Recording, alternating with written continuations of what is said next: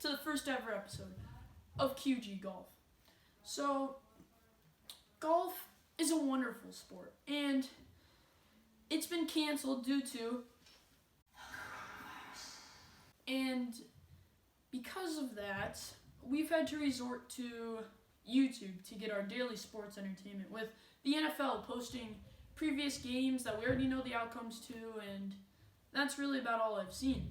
And maybe some PGA videos about some rounds, but we already know the outcome to that.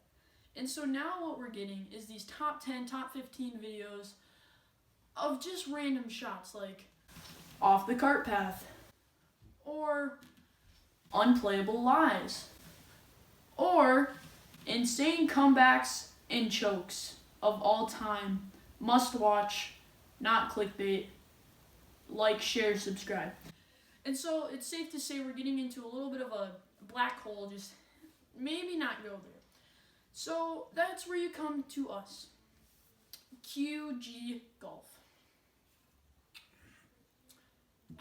Now, QG Golf is a talk show or a news broadcast, or however you want to think of it. And since there's no golf to talk about, we're going to be talking about the history of golf and how it came to be the golf that we know and love today. So, according to athleticsscholarships.net, golf dates back to the time of Julius Caesar. That's right, the one that got stabbed. So I'm sure he's doing just fine. And so it used to be played by striking a feather-stuffed ball with a club, but the club was just a branch off a tree that resembled a club. So it was pretty basic.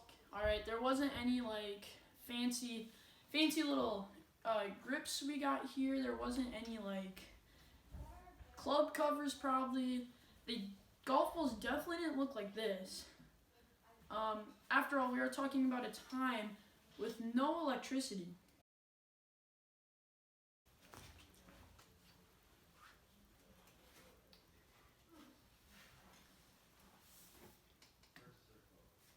Alright. Welcome to QG, where we're going to be talking about the history of golf, as mentioned in the previous clip. Mind you, I kind of forgot what I said because the previous clip was filmed before lunch and it is now after supper. So, the history of golf, brought to you by Cody Brenneman, directed by Aiden Truesdale, filmed by Aiden Truesdale, scripted by There Is Really No Script, and information and facts brought to you by No Web. So, let's get started, shall we? The history of golf. So, golf is a sport that is loved throughout the entire world. History of anything can make people want to learn more about it. That subject, and in this case, it might get people to become more engaged in the sport of golf. Cody Brenneman, 2020. Origins. So, golf's origins can be traced back to multiple times in history. It's a bit of a touchy subject, and us here at QG really couldn't figure it out, so we have multiple sources. The earliest origins started in 960. That's right, that's a 3-digit year. I bet your grandparents weren't alive then.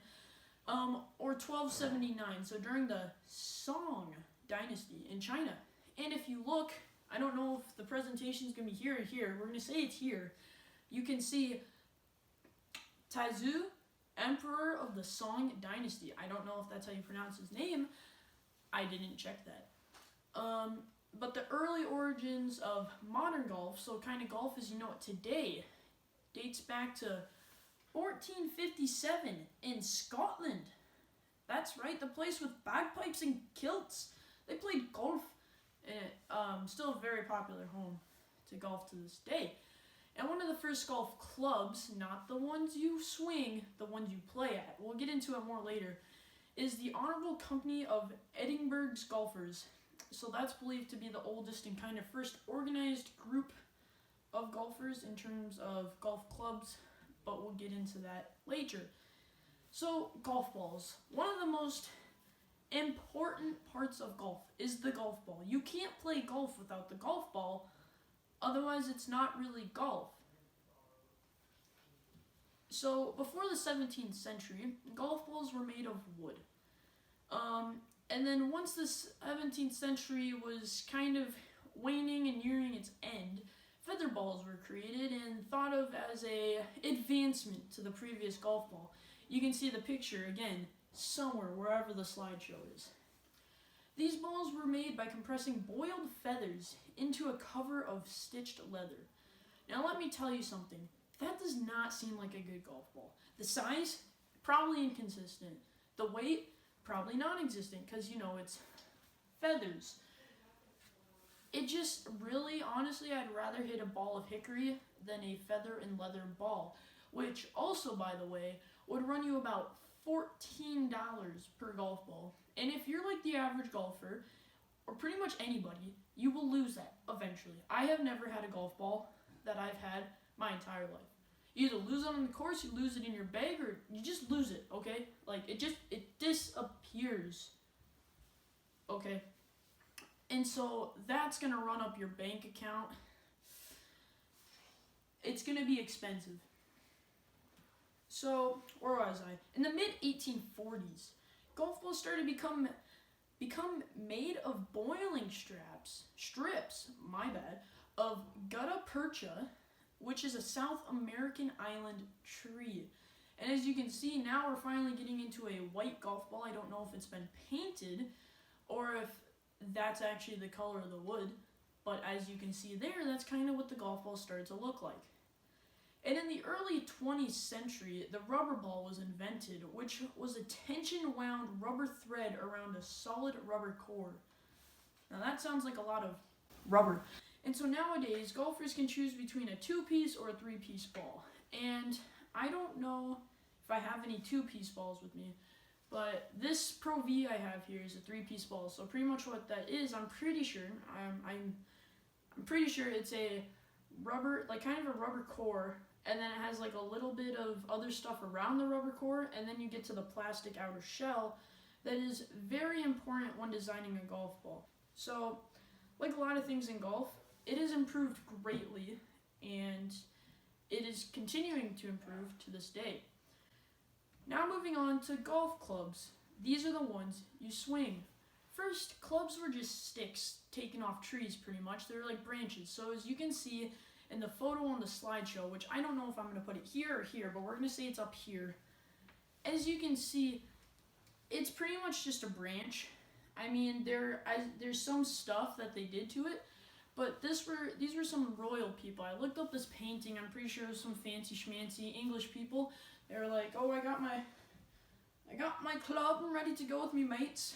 And I don't know what that was, but these were very high-end clubs at the time, and I'm sure most people would have been so grateful to play with these clubs. And in the early 1900s, it was discovered that grooves could help with the distance and spin on a ball.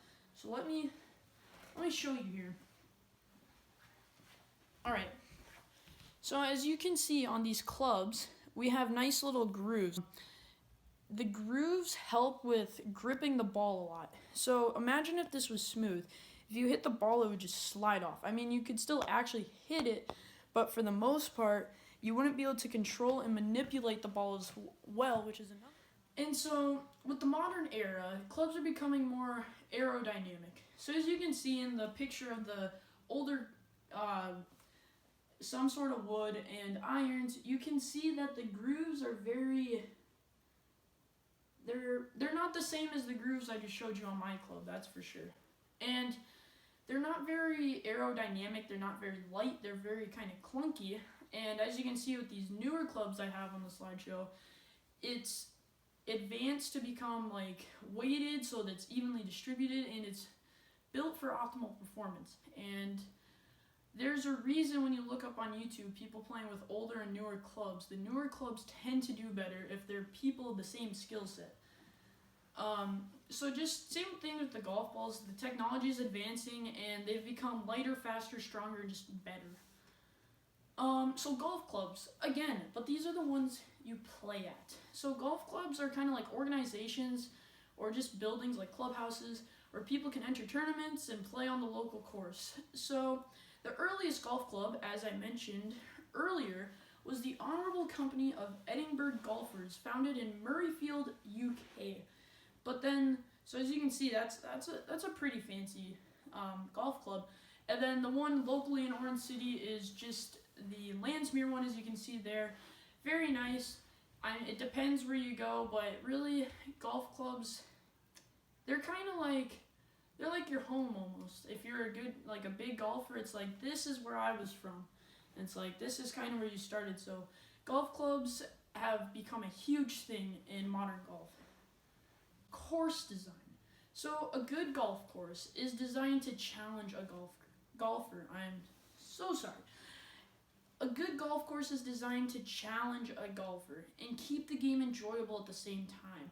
It should make the golfer think, varying every shot's distance, difficulty, and the amount of shots they need to take. So you don't want the course to be so difficult they get mad at themselves.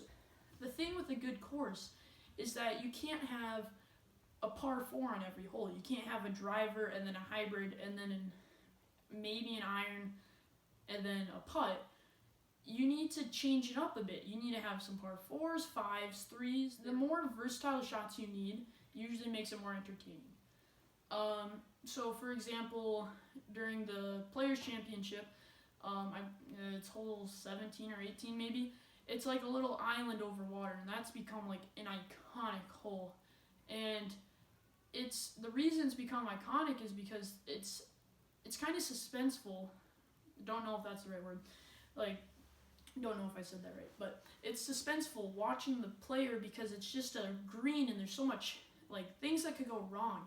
And so that's like a good hole design, and then that course is just phenomenal. That is an example of a good course design. Gimmicks. Now this is my favorite part of the video. We're going to be watching gimmicks. Alright. Now, every good sport has its gimmicks. Whether it's shoes that help you jump higher, or copper-infused socks and armbands that help you through the mental stages of becoming older. I'm looking at you, Brett Favre, in your CopperFit ad campaign. Hello there. Gimmicks are part of every sport, and they can add a lot of entertainment. I have a few here, for example, like the square strike wedge. So let's just watch. Introducing the brand new Square Strike Wedge. The Square Strike Wedge award-winning design team. Award-winning design team. What award did they win? Let's continue. Wanted to engineer a club that makes frustrating chip and pitch shots as easy to master as a gimme putt. So this is where they get you. They're like, oh, by the way, it's easy. That's how they get you. They're like, this is a guaranteed. This is like blindfold, you can make it. And it's that false sense of security, like, oh, I can't make these shots. A lot of people do miss these shots, and it costs them strokes. I know from personal experience. And so they lure you in like, oh, what if you never did that again? And everyone's like, oh, hot diggity dog, sign me up on that train buster, I'll take 5. But it doesn't work. And we'll continue to watch and find out. A club that would eliminate inconsistent contact and allow you to simply and easily hit chips and pitches closer to the hole and set you up for makeable putts. So they did, and the results were astounding. Astounding. It totally blows my mind how easy it is to use the Square Strike. It's a whole... Okay, before we continue, I just want to point something out. In the fine text right below, testimonial golfers may have benefited in some way from their participation.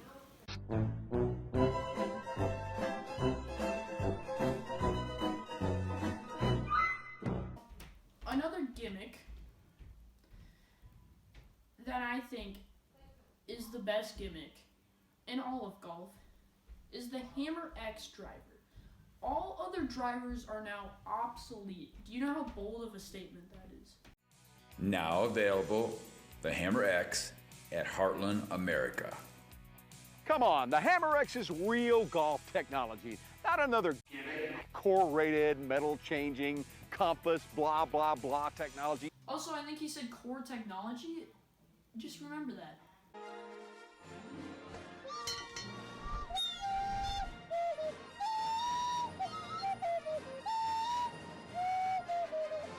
This is real golf science. The fastest, most aerodynamically designed head, the metal core, the power core. He just said no core stuff, and one of the main selling points is the power core.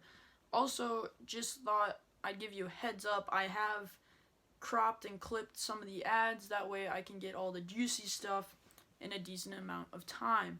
Right behind the club face, if you combine all of the features of the Hammer X, no wonder it's the longest, straightest, fastest driver of all time. The combination of the Hammer X face, perfect power core CG, blowing away all those big tin can brick design drivers. Those other drivers from the other guys are now obsolete. They say other drivers are obsolete. So many times, alright, I slept last night and that was playing in my head. I have cut so much drivers are obsolete. I have cut so much of that out of this video. I love the jet in the background. That's great because the Hammer X comes with a sound effect and just an absolutely amazing piece of art here. The ball represents the stocks with the Hammer X sailing up and up and up until they just fall back down, which I'm sure has already happened sooner than they expect. Everyone could swing the Hammer X faster than they could their own driver. You're going to get more distance. If the other leading club manufacturers had this technology, they would charge you $1,000 a driver, but they don't. The Hammer X is an easy 30 yards longer. All other drivers are now obsolete. Wham! Oh yeah, now we're going to get into some people that are demonstrating the driver for us. Wow. Wow. What about that shot? That is the longest drive I've ever hit. I think every golfer should try the Hammer X. I think the Hammer X could help each and every golfer out there of today's game. Dude, gosh, I gotta have this thing. That was a hell of a shot. That was unbelievable. You know, I'm going to give this guy the benefit of the doubt, just like I'm giving everybody in these ads a benefit of the doubt. I'm going to hope that that was his golf shoes, but I think this guy may have had one too many churros at the clubhouse. Dude, gosh, I gotta have this thing. Feels bad, man, but hey, at least he got paid, hopefully. I get 40 extra yards. I hit it straight every time. I couldn't imagine going back to a traditional driver ever again. My Titleist is going to the pawn shop. Okay, I was watching that. That was so random. Like, he just hits it and just turns. That seems so scripted. If this was his genuine reaction, then good for him, but like, wow. Okay. Now we're going to get into a different ad for the Hammer X, but it's still some people trying out the driver, and I couldn't leave it out. That's all I'm going to say. This is beautiful. Feels like it crushes the ball. I'd like to buy this right now and go play 18 right now. I'd like to buy his hat right now, and then I'd go wear it right now. Oh, yeah. It's about 50 yards farther than my normal drive. If that was 50 I'm so sorry about that. If that was 50 yards further than his normal drive is negative 40 yards. Like, let's just replay that in slow motion here.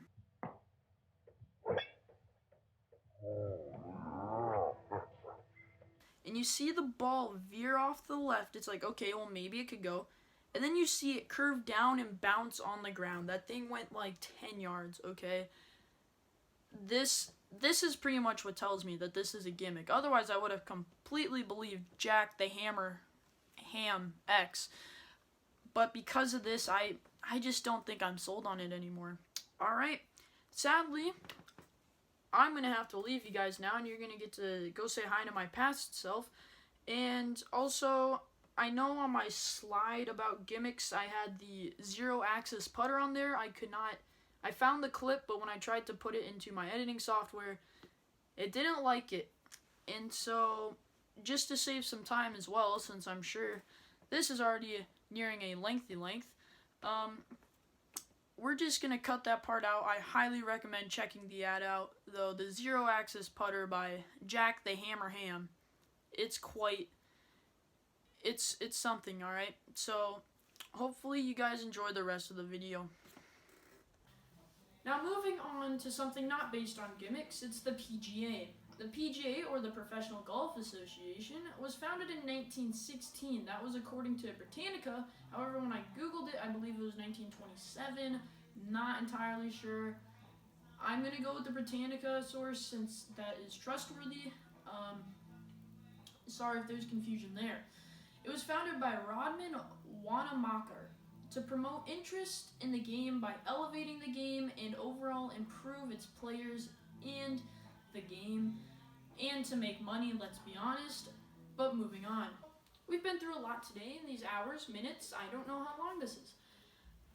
And we've gone from the Song Dynasty to Scotland itself, and now we're all the way back here to present day. Golf is a game enjoyed by all generations, whether you're 5 or you're 55.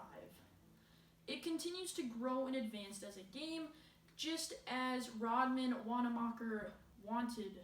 I'm sure he is satisfied with the PGA, given its income. I haven't actually checked, but it's a professional sport. I'm sure it makes that cash. So, golf is still an outlet and a bonding experience for people of all ages, and it's just a great sport. If you haven't gotten into it, I recommend getting into it. Just because you don't like to watch it, I know some people are going to be like, it's boring. Just because it's boring to watch doesn't mean it's boring to play, alright? And thank you to all our loyal sources that provided us information. So that's all, and tune in for another episode, never coming, never airing, because I'm pretty sure we've ran out of funds of QG Golf. Stay safe, everybody. Go Dutch.